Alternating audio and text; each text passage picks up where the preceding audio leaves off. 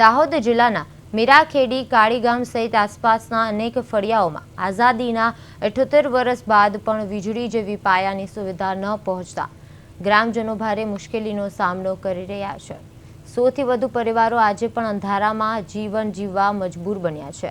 ગામજનોના જણાવ્યા મુજબ અનેક વખત વીજ વિભાગ, જનપ્રતિનિધિઓ અને અધિકારીઓને રજૂઆતો કરવા છતાં કોઈ નક્કર કાર્યવાહી થઈ નથી। મોબાઈલ ચાર્જ કરવા માટે પણ અન્ય લોકોના ઘરોનો સહારો લેવો પડે છે અને રાત્રિ દરમિયાન જીવજંતુઓનો ભય સતાવી રહ્યો છે। અસરગ્રસ્ત વિસ્તારથી માત્ર 500 મીટર દૂર આવેલી મીરાખેડી મોડેલ સ્કૂલમાં વીજ પુરવઠો ઉપલબ્ધ હોવા છતાં નજીકના પરિવારો વીજળીથી વંચિત છે અને જેને લઈને લોકોમાં રોષ ફેલાયો છે। હવે આ મુદ્દે MGVCLના અધિકારીએ તાત્કાલિક સર્વે કરીને નિયમ મુજબ તમામ ઘરોમાં વીજળી પહોંચાડવાની ખાતરી આપી છે।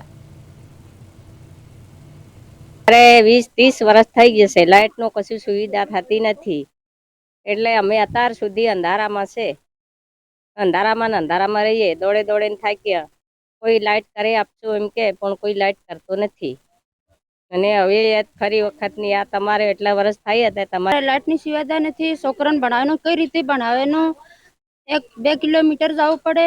કઈ રીતે કરીને ભણાવવાનું? અમારે રસોડો કરવો હોય તો રસોડો ઇંધારામાં કઈ રીતે કરવાનો? જમવા માટે ઇંધારામાં કઈ જમવાનું ખવડાવવાનું? છોકરાને ઢોર બાંધવાનો હોય તો ઇંધારામાં બાંધવાનો। પાણીની જે સગવડ નથી। સાહેબ, અમારે લાઇટની તકલીફ છે। અમારે આ રોડ ઉપર મોડલ હાઈસ્કૂલ આવી ગઈ છે, તો અહીં લાઇટ નજીક આવી ગયું છે। ત્યાં છતાં અમે એટલી અરજીઓ કરીએ છીએ, તો ત્યાં છતાં કોઈ લોકો અમારે કોઈ સુવિધા જ નથી કરતા। અમે જાય તો અમે આપીએ છીએ, અરજીઓ આપીએ તો કે હા ભાઈ કરીએ છીએ તો જોવા જઈએ છીએ અરજીનું કઈ રીતને થયું છે, તો કે તમારી અરજી હજુ નથી મળતી, વાર લાગશે।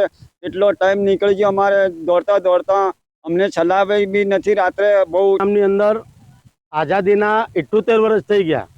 સરકાર આજે આઝાદીનો અમૃત મહોત્સવ પણ ઉજવી ચૂકી હોય, તે છતાં મીરાખેડીના આજે એક અમારું બોરવા ઘાટી એક ફળિયું છે, એમાં 150 જેટલા મકાનો છે, પણ આઝાદીના 78 વર્ષ થવા છતાં આજ દિન સુધી આ લોકોને લાઇટની સુવિધા આપવામાં આવી નથી।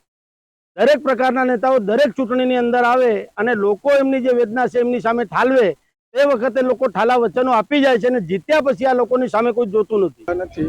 છોકરાને ભણવાની બહુ આફત પડે છે અને અહીંથી મોડલ હાઈસ્કૂલની અંદરમાં લાઇટની સુવિધા આ લોકોએ કરી દીધી છે, પણ અમારા ગામમાં ફળિયામાં લાઇટ 500 મીટરની અંતર છે, તો લાઇટની સુવિધા અમને કરી આપતા નથી।